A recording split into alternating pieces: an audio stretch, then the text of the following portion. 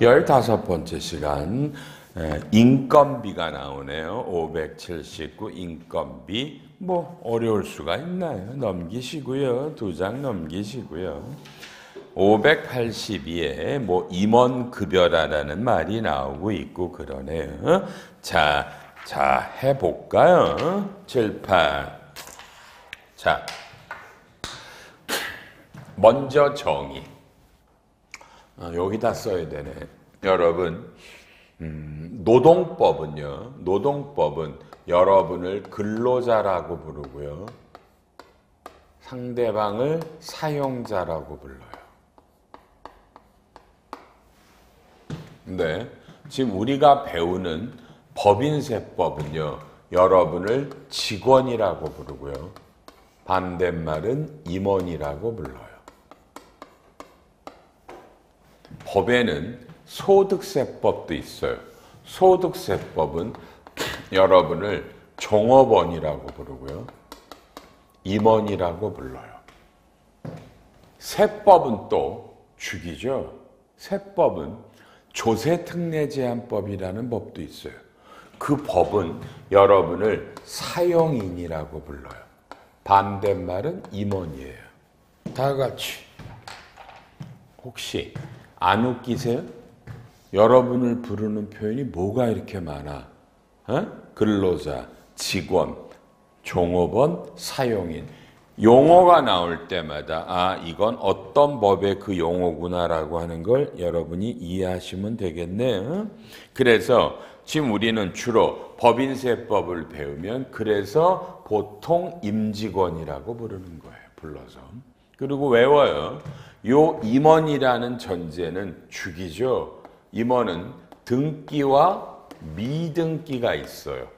그래서 임원은 등기와 미등기를 포함하는 용어입니다. 포함하는 용어입니다. 등기와 미등기를. 그러니까 세법에서 임원이라는 용 정의는 등기, 미등기가 포함된 거예요. 여러분요. 잊어버리시면 안 돼. 그러면 이제부터 여러분의 전제는 뭐가 나오냐면 먼저 여러분 상법이 나와요. 상법. 히탈은 조금만 이따 키울게요.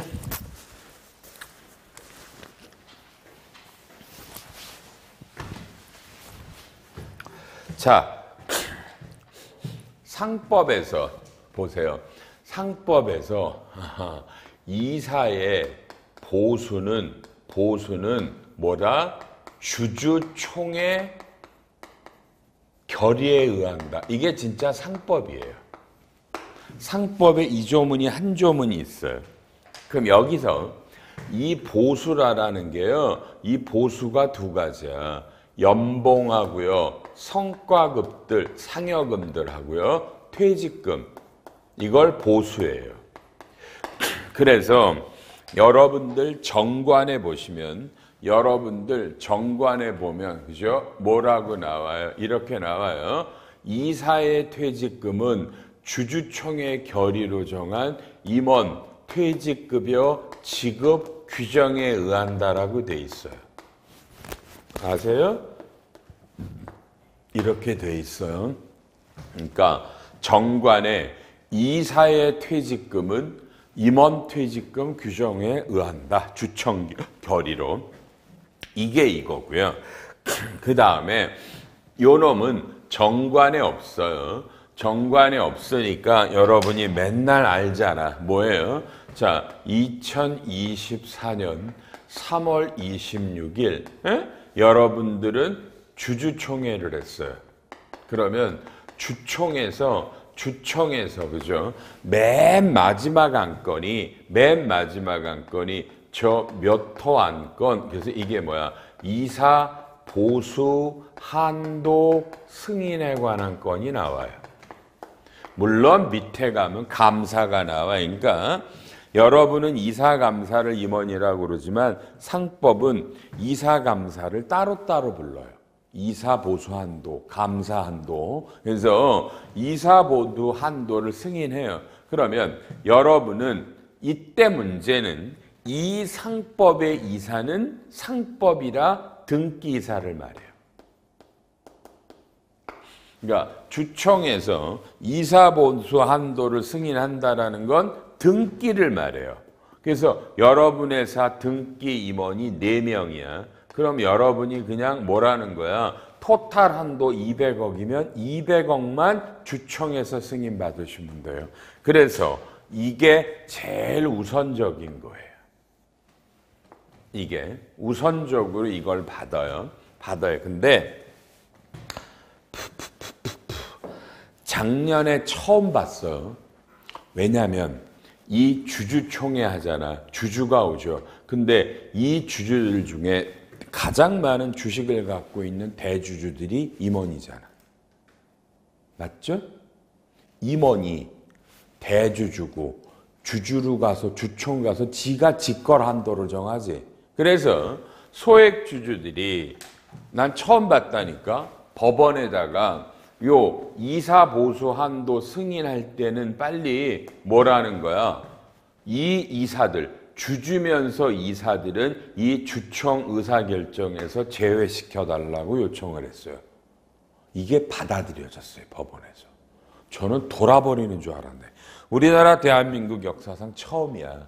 이제 특히 올해부터 더더욱더 어마어마한 기업들이 2025년 3월에 주총할 때 주주들이 임원이면서 주주인 사람들이 지같이 임원 보수 한도를 정하지 말라고 의결권에서 빼달라고 할 거라고요. 이해해요? 매년 달라지는 거야, 이런 게. 매년.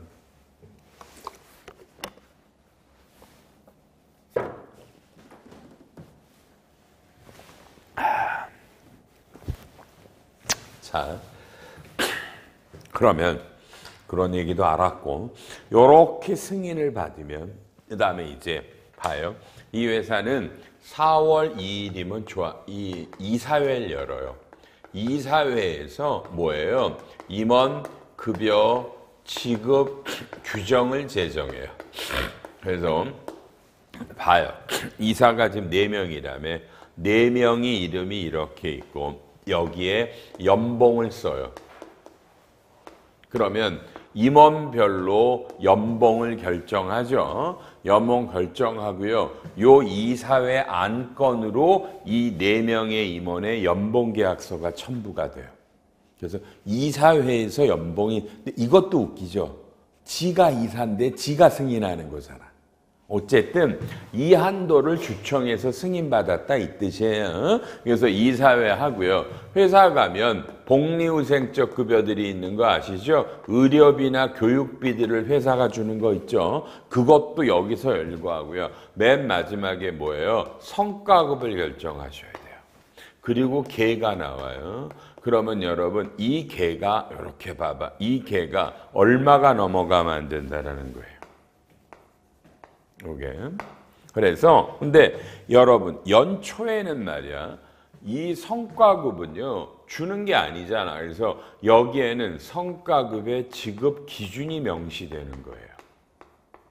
요렇게 해서 임원을 통과시켜요. 이사회를. 근데 문제는 지금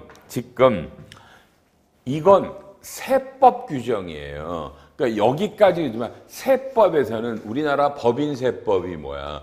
요 이사들의 특히 상여금 이런 것들은 이런 기준에 따라 이사회나 주총 기준에 따라 줘야 된다라고 돼 있고요.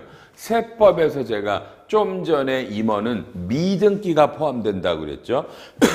그래서 여러분 회사에 미등기가 있으면 미등기 임원들도 여기서 다 써놔야 돼요.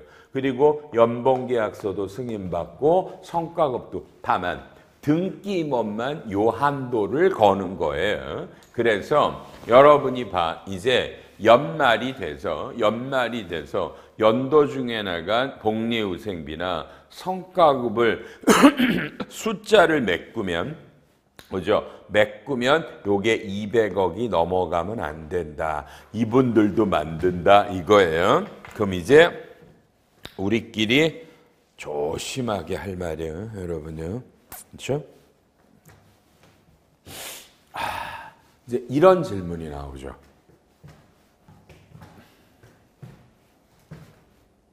우리는 영세에서 주총에서 이사보수 한도 이런 것도 안 받았어요.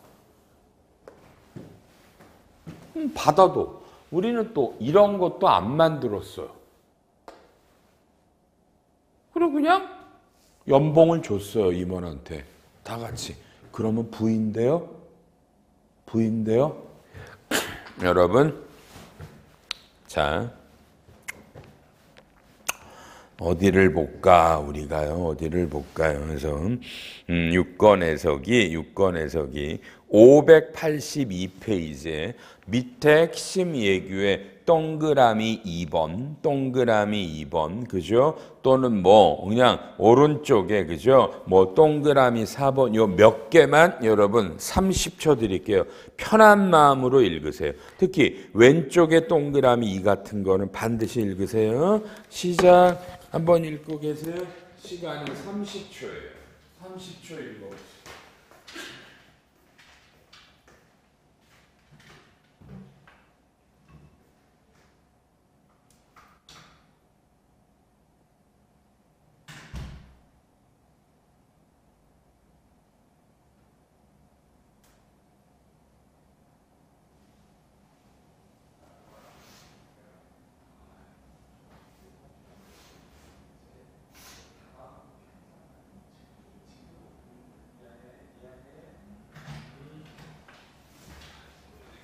따뜻한 거.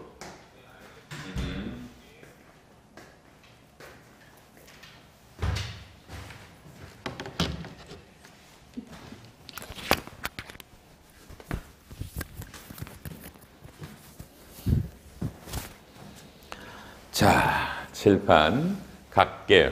이건 참 어려운 일이에요. 그래서 좀 설왕설래요. 봐요. 국세청에 어떨 때는 주청이나 이사회 이런 거 없이 특히 이런 것들 요런 걸 주면 이런 거 없이 주면 손금 불산입이다. 이러는 데도 있고요. 또 다른 판례에서는요. 이런 거 없어도 정상적으로 주면 손금이다 이런 것도 있어요. 다만 머리에 담아요. 어떤 판례가 있든 고민하지 마. 여러분은 무조건 주청에서 이사, 감사, 한도를 승인받는다. 2번 무조건 이사회를 열어서 임원의 급여 지급 기준을 만들고 연봉계약서 승인받고 복리후생비 성과급의 지급 기준을 명시하고 이 기준대로 준다. 됐고요. 그러면 일단 시작. 혹시 여러분이 세무조사를 받으면 여러분에게 공무원들이 뭐예요? 요 성과급을 주죠. 대기업은 성과급이 많이 나가요. 이게 수십억, 수백억 나가요. 이 성과급의 지급 기준과 이거를 계산한 거를 가지고 왜냐하면 2024년이면 세무조사는 한 2027년에 나올 거 아니야. 나와서 2024년에 주청 의사록 주세요. 이사회 의사록 주세요. 성과급 지급 기준 나간 내역 주세요. 성과를 뭘로 줬어요? 줘요. 그러면 여러분들이 보통 뭐라 그래? 이렇게 줘요. 그냥 성과 기준 보통 영업이익이 얼마 넘어가면 매출액이 얼마 넘으면 이렇게 라프하게 주고 오너 맘대로 성과급을 주죠. 그냥 묻지 마. 100% 성금불산입이에요. 100% 성금불산입돼요. 그럼 여러분은 잘려요. 다시 세무조사가 나왔어요. 매년 성과급을 줬어요. 근데 공무원이 이 성과급은 세법이 인정하는 성과급이 아닙니다. 그리고 전부 다 법인세를 부인해요. 비용을요. 그죠? 비용을 부인하면 아이고 감사합니다. 저 좀 주세요. 고맙습니다. 아이고 이거 좋네. 여러분이 주신 건 집에 가서 아껴서 먹으려고 안 먹었더니 아유 당이 떨어져서 아유 순간 몸이 힘들어서 다방 커피를 다 달라고 그랬어. 자, 회사가 줬는데 이걸 법인세 송금 불산입하면 임원한 사람당 보통 성과급이 수십억 수백억이야. 그게 법인세가 부인되면 세금이 수십억 수백억일 거 아니야. 거기에 가산세 얻어맞아. 맞아? 그럼 여러분 잘려야지. 그럼 여러분 잘려야 되는 거야. 그래서 수단 방법을 하고 요 임원 성과급은 손금으로 인정을 받아야 됩니다. 그러면 여러분이 무조건 주총하고 이사회를 하면서 빨리 뭘 만들어야 돼? 어떤 성과급의 지급 기준이 있냐를 만들어야 될 거 아니야. 맞잖아? 이게 중요한 거야. 그냥 이렇게만 말하면 되지 뭐 디테일해야 돼. 디테일해야 돼. 디테일. 임원별로 너는 누구고 어떤 일을 했고 뭔 일을 했고 이런 공헌을 해서 이래서 그러니까 누가 봐도 아무것도 모르는 사람이 봐도 진짜 저 사람은 훌륭한 일을 했네.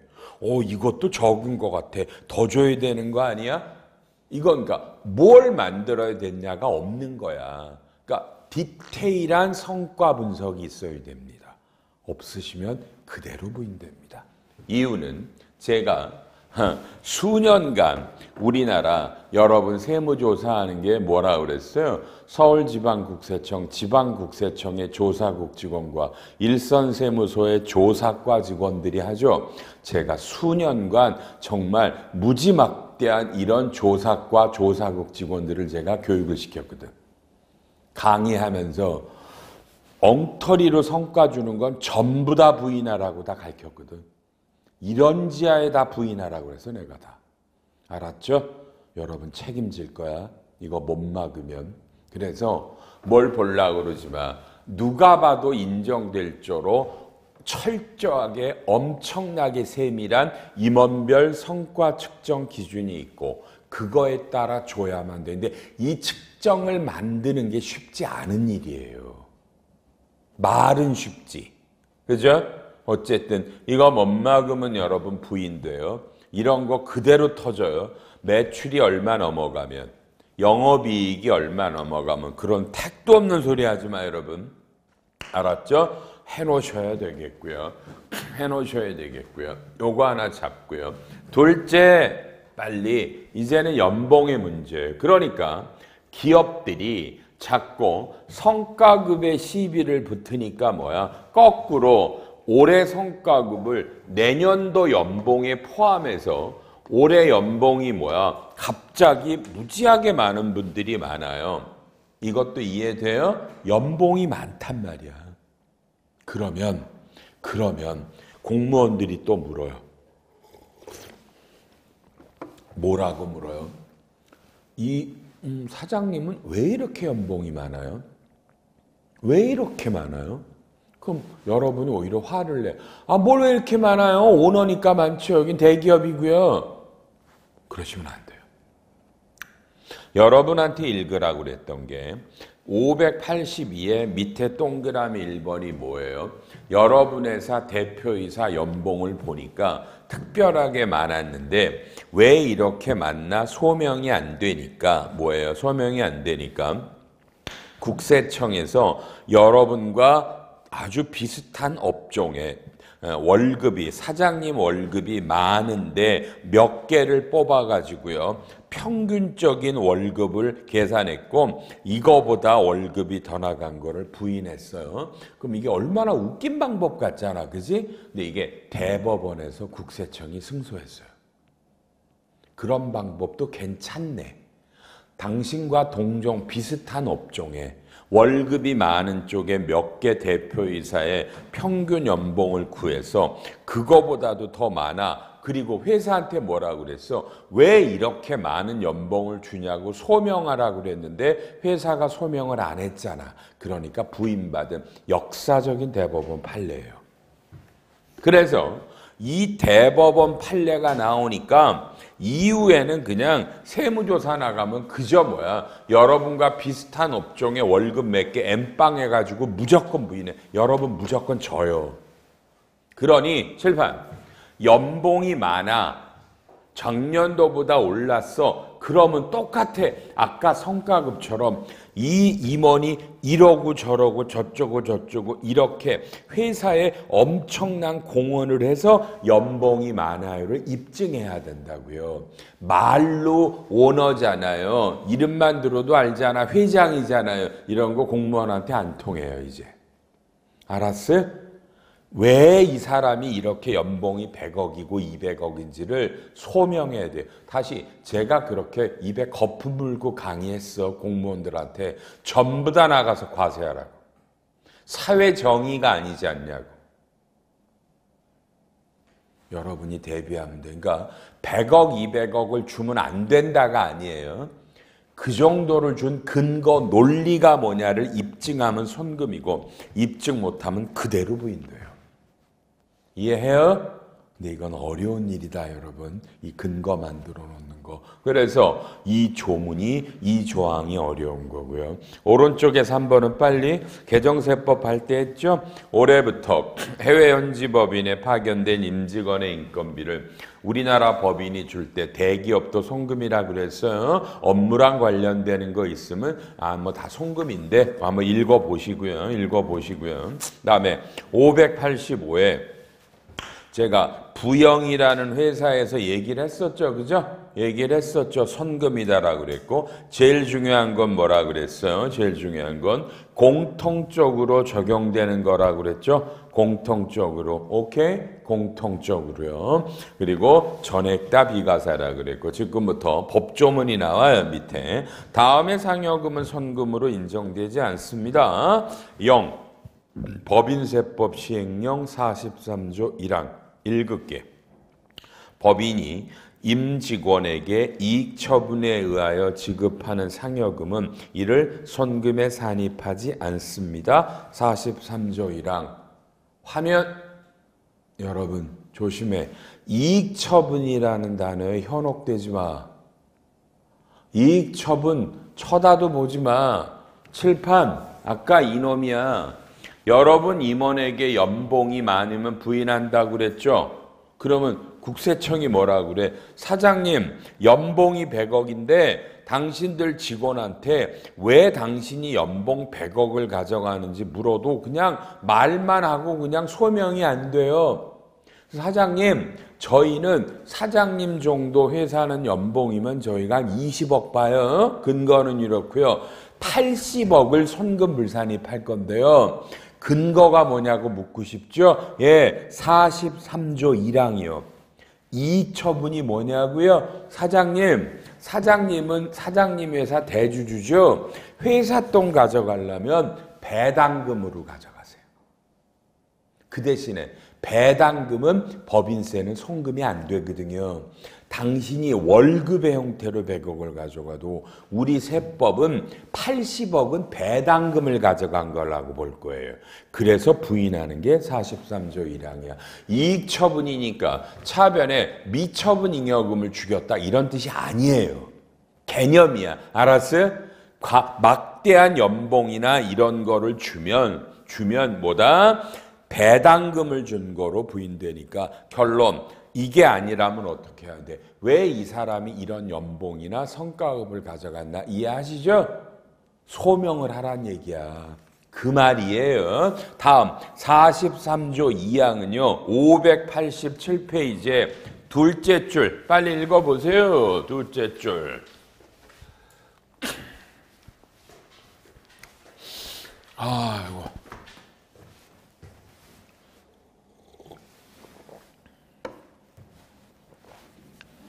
이게 이거야, 이거. 주총에서 한도 득하고, 이사회에서 지급 규정을 득하고, 이 성과급 기준대로 줬냐를 묻는 게 2항이에요. 에? 2항이에요. 그러니, 밑에 가서 3번, 4번 읽으세요. 핵심 얘기. 빨리 읽어요. 3번, 4번 읽으세요.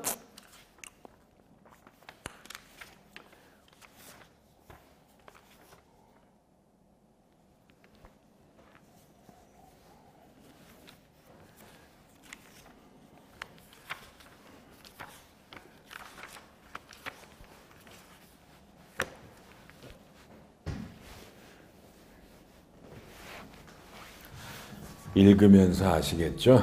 그렇죠? 읽으면서. 지금 대법원이나 또는 조세심판원에서 지금 그죠?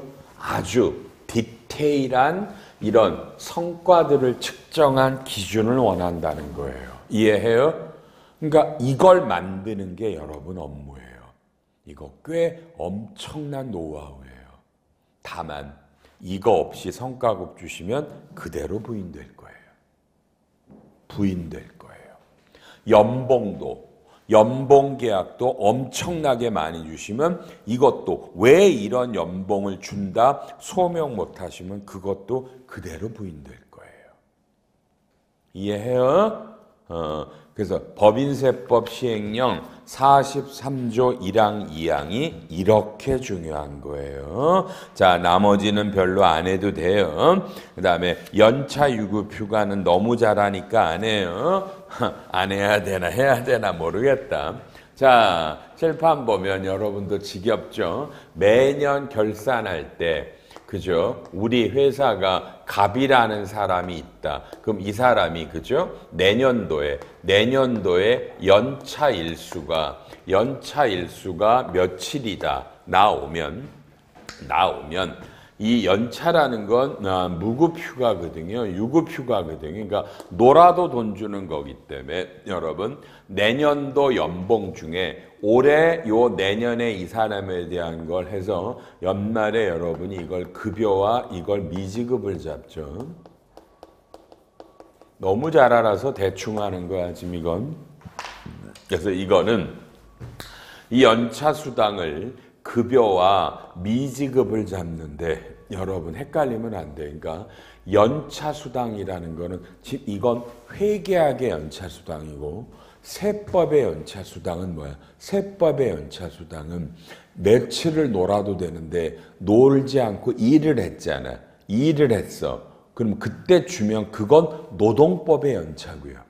그건 지금 이거는 올해 연말에 이 사람이 내년에 놀 수 있는 연차가 있는데 연차는 그러니까 내년 연봉에 들어가지만 이건 올해 일한 거기 때문에 요 연차 일수만큼을 올해 급여와 미지급을 잡고 세무조정으로 선금불산의 유보가 되죠. 이건 너무나 기본적인 거예요. 그러니까 요건 여러분 회사 가면 연차 수당이라고 미지급이 연말에 다 있고요. 아마 여러분들은요, 그죠?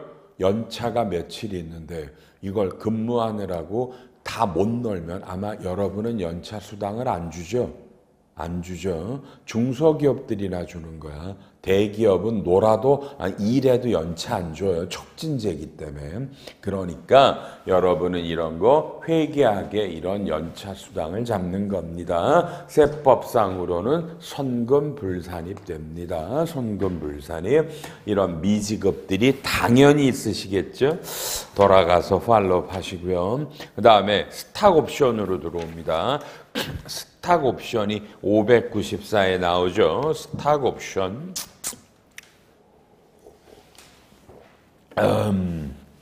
자, 여러분은 상법에 따르는 스탁 옵션을 줄 겁니다. 봅니다. 여러분은 이렇게 갑니다. 그죠? 2021년 7월 1일에 여러분 임직원인 갑에게 스탁 옵션을 부여합니다. 어떻게 부여한 거냐면 여러분 3년간 너 우리 회사에 근무를 해라. 나가지 말고 3년 후에는 우리가 A라는 법인이면 우리 회사 주식을 만주를 3만 원에 살 수 있는 권리를 줄게. 이게 행사가액이고요. 그죠? 근데 이날에 시가가 10만 원이면 이건 논리적으로 뭐예요? 이 사람이 3만 원에 사서 바로 팔아먹어도 7만 원을 먹죠. 그래서 이 사람은 일주당 7만 원, 만주 7억을 먹기 때문에 이런 게 혜택인데 장기 근속을 요구하니까 우리나라 세법은 이 사람이 행사함에 따라 그날의 시가와 행사가액 차이, 여러분 이게 근로소득이에요. 이게 과세된다고요. 연말정산할 때 이게 15-1이라는 걸로 이게 과세가 되는 겁니다. 과세됩니다, 여러분. 그렇죠? 이게 과세가 돼요. 그런데 여러분이 알아야 될 건 질문 들어가. 여러분, 이 스탁옵션에서 빨리요. 요 행사 가액은 어떻게 결정됐나? 5초 안에 대답. 아이고. 예?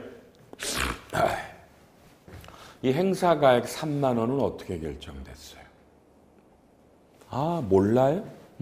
스탁 옵션 없고 해본 적도 없고 상법 공부하지도 않았고. 그래서 내가 맨날 말하는데 여러분 아직도 진짜 상법 안 들었어요? 장하다 그죠? 상법을 안 들었어 아직도? 아니 상법이라는 수업도 안 들고 재무팀에 다녀? 야 상법을 안 들었어 수업을.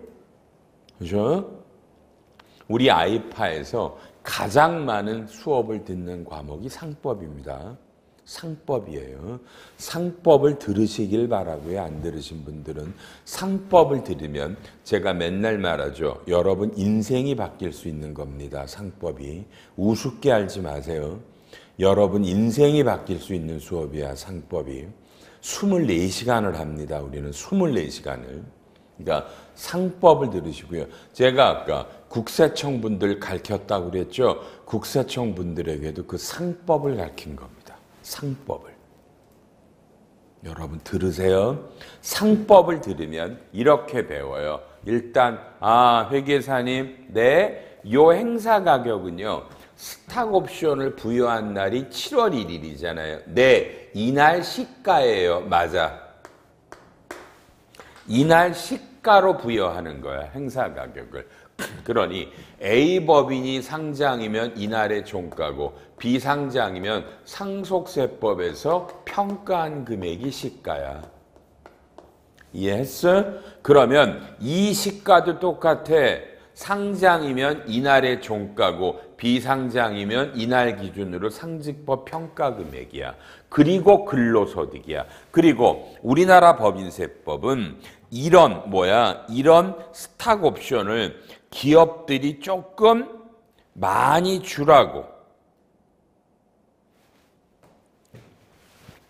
기업들이 많이 이런 스탁 옵션을 부여하라고 어떤 혜택을 A라는 법인에 줬어? 좀 전에 7억 원이 과세됐죠? 근로소득으로. 그지? 요 7억 원을 2024년에 세무조정으로 선금 산입을 넣어요. 어마어마한 세금을 줄여준다고. 세무조정으로 선금을 넣어서 이 혜택을 주니까 스탁옵션을 좀 줘라라는 얘기고, 회계학은 국제회계 기준은 이 스탁옵션을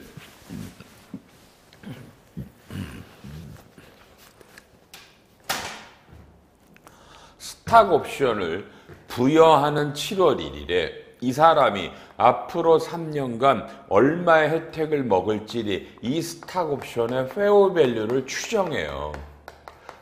추정을 해요.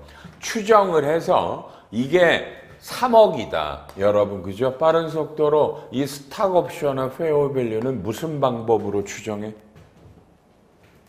무슨 방법을 써서 추정해? 저 페어밸류를. 그저 여러분에게 수도 없이 묻고 수도 없이 답을 기다리고 여러분은 수도 없이 대답을 못하고. 그렇죠? 그냥 한마디만 할게. 왜요? 평상시 공부들 좀 하시지 그랬어. 그지? 공부 좀 하지. 이 수업을 듣고 그럼 과연 여러분이 진짜 공부들을 다 할까? 그렇게 물론 안 믿어요. 다만 자극은 될 거야. 그죠? 저 늙은 선생이 묻는데 나는 계속 대답을 못해. 선생님이 물어봐. 당신 그동안 뭐 했어? 공부 하나도 안 했어? 나는 별로 대꾸할 게 없었어. 그러면 공부하겠지 뭐. 이 생각인 거야. 안 해도 할 수 없고. 회계학을 공부하세요. 회계학을 공부하시면 이런 페어밸류를 할 때 그죠? 맨날 맨날 뭐 이런 거 나오죠. 옵션 결정 모형의 뭐 이런 거 그죠? 그러니까 맨날 나오잖아. 뭐 블랙 숄츠 모형, 이항 모형. 그래서 보통 옵션 가격 결정 모형의 이항 모형이라는 걸로 대부분을 구합니다. 여러분이 못 구하니까 회계법인에게 구해달라는 것도 있고요. 여러분이 구했으면 좋겠고요. 그런 걸로 페어 밸류가 3억이면 실질로는 7억을 먹었지만 이 사람은 3억을 먹은 거니까 이 3억을 2021년부터 2024년까지 그러니까 2021년에는 나누기 3하면 5천만 원이고 1억이고 5천만 원을 맨날 차변에 주식 보상 비용이라는 비용으로 잡고 대변에 주식 선택권이라는 자본 계정 과목으로 들어가요.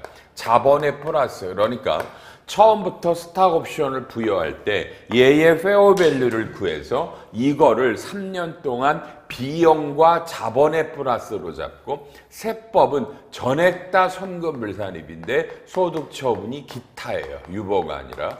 소득 처분을 기타로 빼버리고 세법 송금은 요놈이 선금으로 들어가고 이렇게 간다. 그리고 여기서 여러분 이 사람이 여기서 3억 원을 행사하면 회사에는 현금이 3억 원이 들어오는데 액면가는 5천 원이면 자본금은 5천만 원이에요. 그리고 요 주식 선택권이 3년간 3억이 나와서 얘가 행사라면 주식 선택권 자본을 죽여 그래놓고 나머지가 주식 발행 초과금이 5억 5천이 된다고요. 그래서 회계 처리가 요 주식 선택권으로 잡았던 놈이 나중에는 주발초로 대체되니까 여러분 재밌지 않아? 여기서 봐요 빨리. 뭐야? 실질로 주급납이 들어간 주발초는 2억 5천이야. 근데 여러분 눈에 보이는 주발초는 5억 5천이라고. 그렇죠? 그러니까 이 중에 3억은 이 돈으로 배당 줘도 세무상 혜택이 없는 주발초고 2억 5천은 세무상 혜택이 있는 주발초란 말이에요. 이런 것들을 여러분은 배웁니다. 배우니까 잘 활용하셔서 이런 게 스탁 옵션의 회계와 세무조정입니다. 이해하고 여러분은 실제로 중요한 건 뭐예요? 실제로 중요한 건 600페이지에 예제 3번 실제로는 최근에는 이 스탁 옵션을 자사주를 주는 경우가 많아요. 이건 자 10초 여러분 빨리 읽고 이해해요? 여러분 빨리 읽어.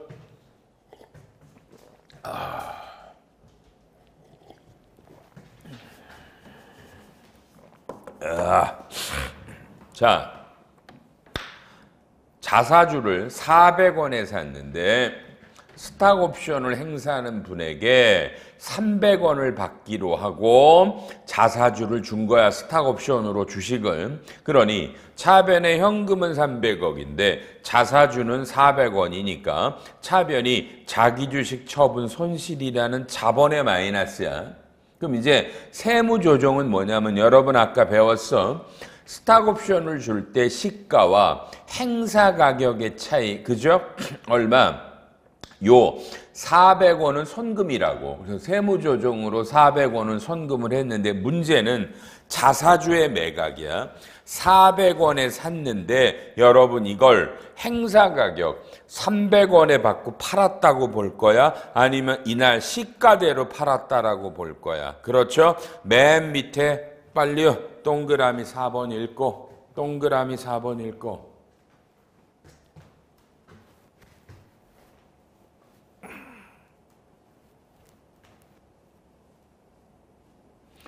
2023년에 법이 바뀌어서 자사주로 스탁 옵션을 주면 400원짜리 자사주와 이날 줄 때 시가 700원의 차이 300원을 입금 산입합니다.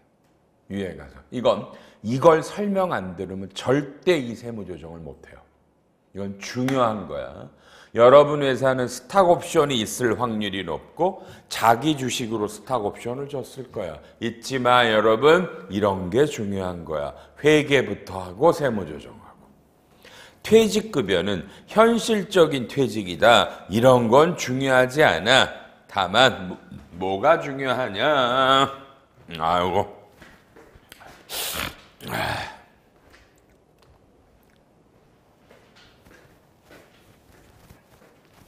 실파. 지금 여러분한테 필요한 건 이런 거야. 나머지 것들도 그건 나중에 배워. 자, 언젠가 입사를 했어. 임원이야. 여러분 알아. 여러분 근로자는 중간 정산이 안 되는 걸 알아요. 그럼 봐봐. 이 사람이 지금 현재야. 근데 요 임원이 뭐야?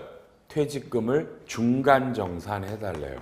중간 정산이니까 이거는 직금은 다니는데 이 기간의 퇴직금을 달라는 거야. 원래 안 되는 거야. 우리나라 세법이 여러분 세법이 임원에게 중간 정산을 주시면 이건 세법은 가지급금이에요. 세법은 가지급금이야. 이때 30억을 줬어. 여러분이 이게 차변이 뭐 퇴충 DBO야? DBO로 가든 간에 뭐든 간에 하여튼 몰라 이러면 이거는 가지급이에요. 가지급이라서 여러분이 이 금액을 가져가면은 안 되는 거예요. 그래서 안 되는 거예요. 그래서 중간 정산을 못 주거든요. 지금 아셔야 될 건 두 가지가 있죠. 뭐죠? 여러분이 무지하게 여러분과 가족이 무지하게 아파서 의료비가 많이 나가. 둘째, 이 사람이 무주택이어서 집을 살라고 해. 이럴 때는 중간 정산이 인정이 되는데 잘 들어. 여러분이 이 말이 와닿지가 않는 게 뭔 줄 알아? 와닿지가 않는 게 왜 이러는 줄 알아? 여러분은 임원의 퇴직금을 지금 웬만하면 다 DC에 넣어놨어. 맞아? 사장 퇴직금을 여러분이 DBO에 넣어놨어? 그리고 DB를 가입했어? 안 믿어. 웬만하면 대표이사 오너 퇴직금들은 다 DC로 들어가 있어. 눈에 안 보이잖아. 매년 퇴직급여 현금이니까. 그지? 안 보이지. 안 보이니까 중간 정산이라는 것도 몰라. 그래서 살짝 기억해. 여러분이 사장이 DC 가입한 금융기관에 다 얘기를 했어. 야, 너만 알고 가능하니? 뭐? 우리 사장님이 돈이 좀 필요해.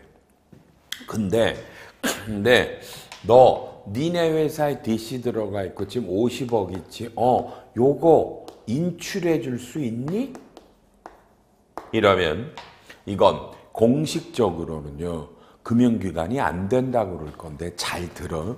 여러분 DC라는 제도는 근로자 퇴직급여 보장법에 의해서 원래 근로자들을 위한 제도다. 이해해? 임원들 들으라고 DC라는 제도가 있는 게 아니야. 근로자를 위해서 DC라는 제도가 있고 근로자들은 뭐라 그래? DC에 들어가면 진짜 실질 퇴직 전에는 DC 자금을 인출할 수 없어. 안 주는 거지. 근데 임원은 근로자가 아니야. 그런데 임의가입이야. 노동부가 임원들도 받아주라고 해서 받아준 거야. 이해해? 노동법에 타치를 안 받는 거야. 안 받아. 그래서 잘 짜응을 해야 돼. 이 금융기관과 이걸 설명해. 너 빨리 다 까봐. 별 문제 없어. 이건 임의가입이니까 줘도 돼. 그래서 혹시 줬어. 그 대신에 주면 원천징수가 이루어져야 될 거 아니야. 근데 원천징수는요. 금융기관이 이루어지잖아. 그러기 때문에 뭐야? 여러분 회사 관할하는 세무서는 몰라 이걸 인출했는지를. 대답해봐. 맞아? 어떻게 알아? 원천징수가 들어가서 국세청이 들어오면 퇴직했다고 그러지 이 사람이 지금 다니면서 중도 인출인지는 모른다고. 그러니까 이게 문제가 될 수 있어. 잘하면 인출이 가능합니다. 다만 공식적으로는 요 금융기관들이 인출할 수 없습니다. 그럴 거야. 그래도 물어봐. 아, 이거 참 눈으로 뭔가 보고 싶은 모양이네. 그럼 봐야지. 그러면 어디 갔어 이거? 여기 왜 없지? 잠깐만. 없나? 써놨. 뒤에 나오나? 좀 이따 나오나 보다. 좀 이따 가지급금. 잠깐만요. 어이, 짜증나. 왜 이렇게 안 나와? 아유, 보여드리려면 곧 나오겠다.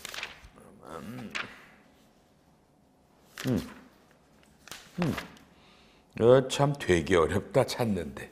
여러분, 654페이지. 654페이지에 맨 밑에 동그라미 7번 여러분 빨리 읽어요. 654 동그라미 7번.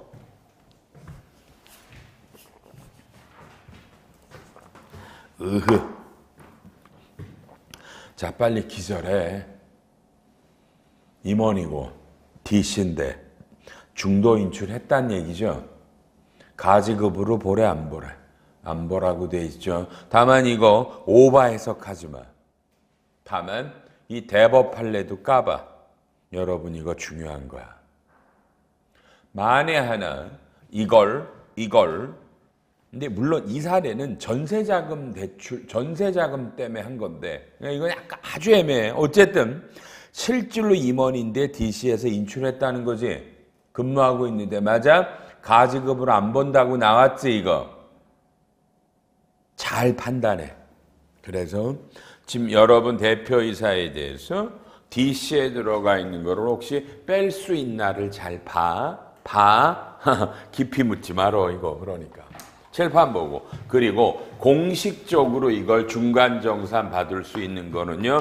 책에 나오죠. 어디 나와요? 돌아와서 603페이지에 맨 쪽에 맨 밑 602에 밑에 중간정산일 현재 1년 이상 주택을 소유하지 아니한 세대의 세대주인 임원이 집을 살라고 중간정산 받았고 중간정산일로부터 석 달 이내 집을 사요. 여러분 빨리 그 밑에 동그라미 4번 5초 읽어요.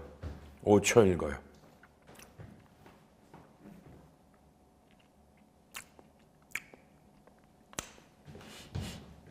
기억나?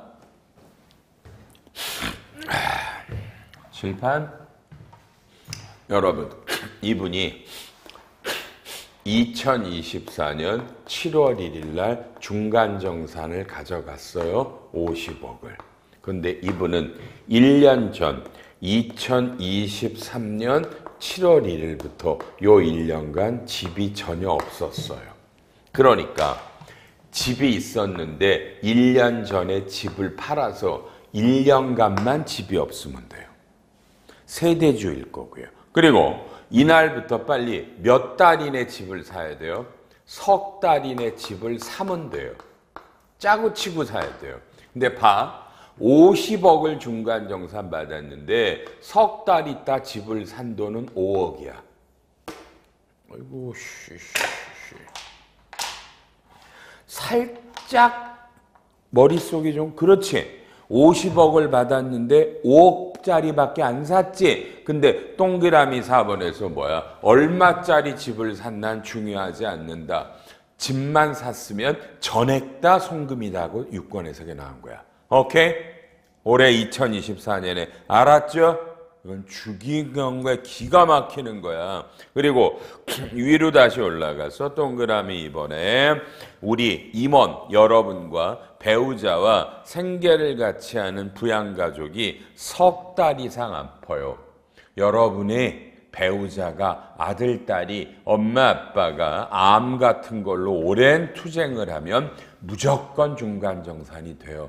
진짜야. 이걸로 받을 수 있어. 줘 제발. 알아요? 줄 수 있다고. 이러면 선금이고요. 가지급금 아니고요.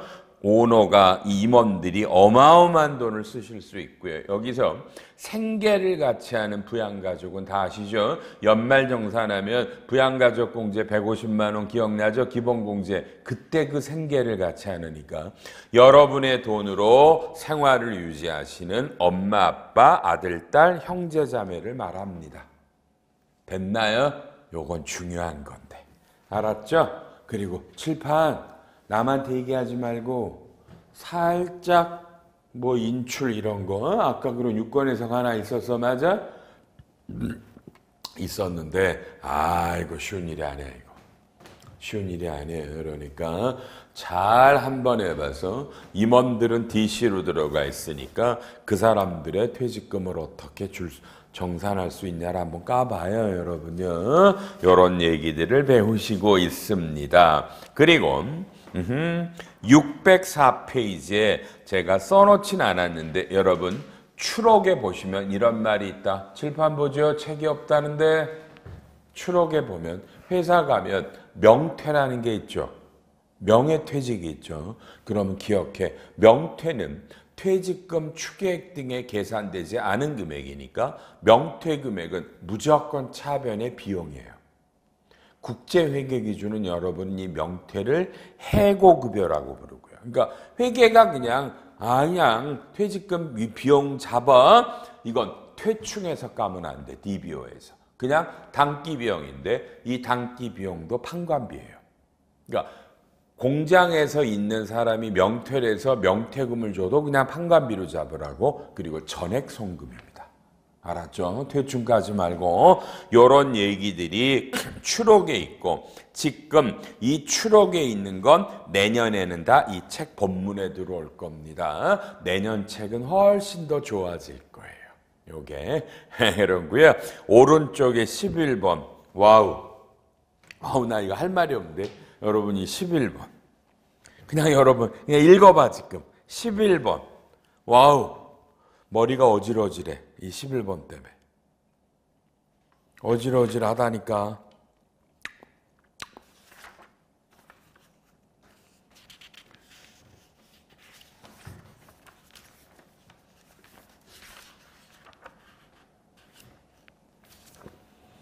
칠판 11번 이거 하나만 배우고 가도 여러분은 24시간 수업 본전은 건집니다. 요 11번만 하나 배워도 11번만 배워도 얼마나 중요하면 지금 이런 말을 했을까. 그래서 오늘의 마지막 16번째 수업은 11번부터 시작합니다. 해서 접대비까지 끝나고 내일은 감가상각부터 합병, 분할, 퇴직금, 퇴충, 대손, 일시상각, 충당금, 부당행위, 기부금까지 합니다. 오케이? 어느덧 끝나가네. 오늘도 앞으로 40분만 더 합니다. 오케이? 쉬었다 합시다.